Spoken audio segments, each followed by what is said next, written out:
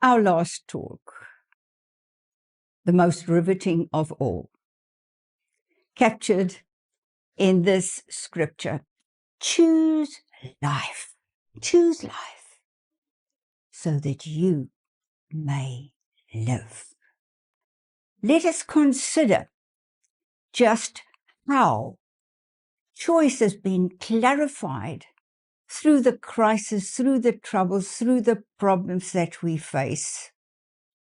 That if we answer it in the right way, does bring such spiritual growth and vibrancy, and we become more of what we were meant to be from the very start. The lives of Holocaust survivors are so riveting in this connection, and I just want to focus on 3 of them. I have recorded their stories in Life's Meaning in the Face of Suffering, where I contrasted their lives with the life of Frankl and found these wonderful threads of meaning and of truths that address all of us.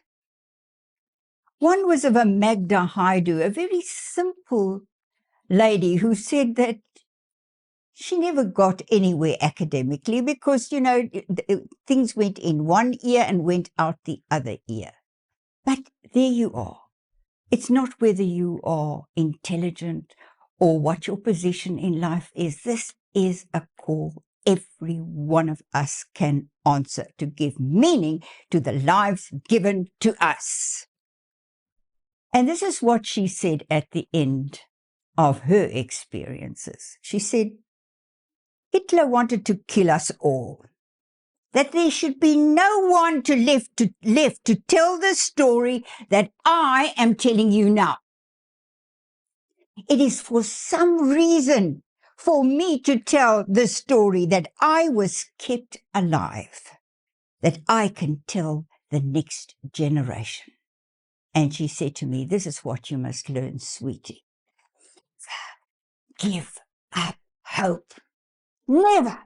In good or bad, always have a vision in front of you, one that is hopeful and that is calling you to live your life to the fullest. She was the one that when she was released out of Dachau, when the Americans liberated the camp, she could shout. You don't know this feeling, she said to me. I'm alive! I'm alive! And I shouted, we Jews rule the world. The bastards are finished. Oh, well, what did she do? Did she go and kill the Nazis that persecuted her? No. She rose to such a wonderful human stature that she confounded every evil that was ever threatened against her. James Hillman, a psychoanalyst, described these kind of people as missionaries of transcendence. Our ability to transcend the worst of circumstances, overcome evil with good.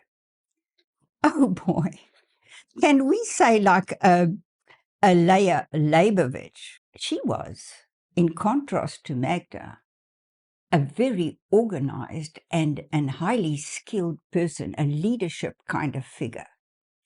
And they appointed her for that very reason to be a barrack lady. And she had 300 women under her care.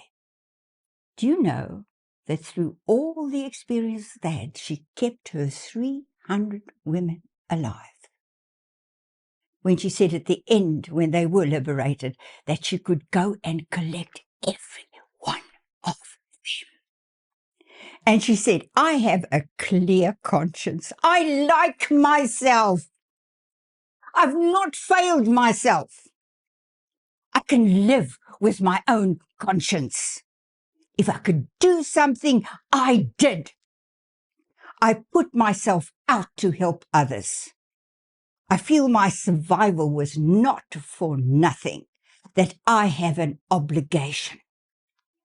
I have dedicated my life in the remembrance and for the sake of those who died. Wow. And what about Don Kraus? As a 14-year-old, he was looking at what was happening there, and especially at the behavior of these Nazi guards, who seemed to delight in torturing the Jewish children, always singling them out to humiliate them and to make them do very painful and exhausting chores. And outside the camp, there was the barracks of these commanders. And he saw this commander going to the barracks and his children running out to greet him. And he grabbed them up in his arms. He thought, well, what's this? What's this? I don't understand. So he dared to ask this Nazi, what is it? Why do you do this to us and yet you are so good to your own children? And this is what the Nazi answered. Look, he said, it's simple, it's simple. Look, you're a nice kid, I even like you, but you're a little Jew. And you'll grow up to be a big Jew, and that we cannot allow. My God, such bigotry, such delusional, evil thoughts. And this is what impassioned Don, that he dedicated his life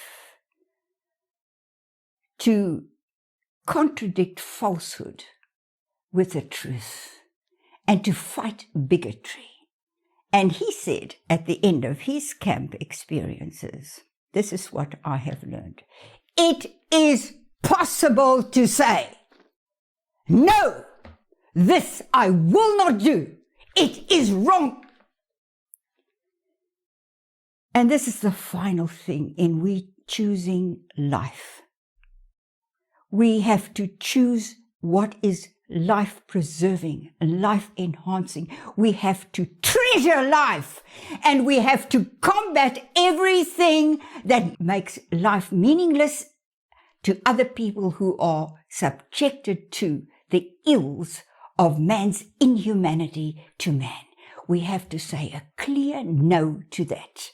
Frankl, he said, imagine that one day you can go to your own gravestone, if there was such a thing.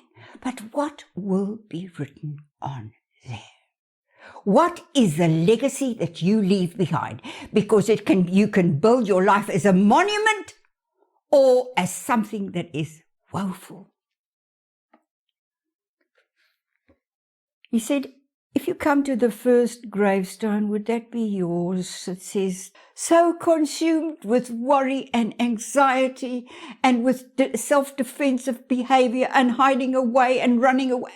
They never really lived. But he said, it's better than coming to a second gravestone. It says, here lies so and so. What a horrible person. What pain and suffering they inflicted. May he never live again. Well, when he said that, and I realized, my God, we pass sentence on ourselves, either with a wasted life, never getting anywhere, or by a life that is destructive, and we bring judgment on ourselves. But then he said, may your gravestone be the last one.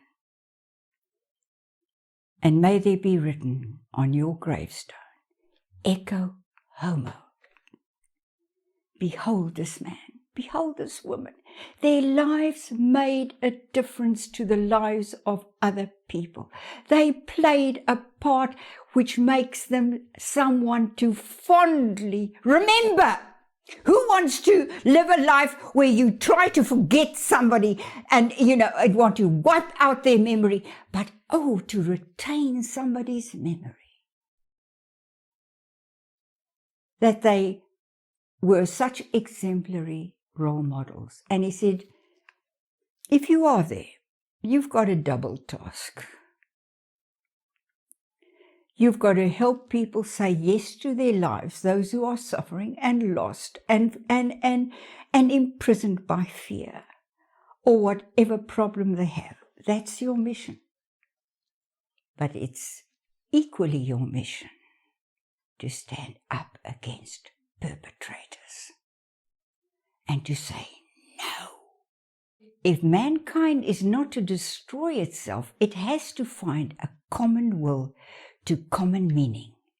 And he said there are only two races in this world, the race of the decent and the race of the indecent, and they run through every nation. Even if only a few can break through to the heights of human stature, they are an inspiration to everyone that it's possible to reach it and to not be a victim of evil.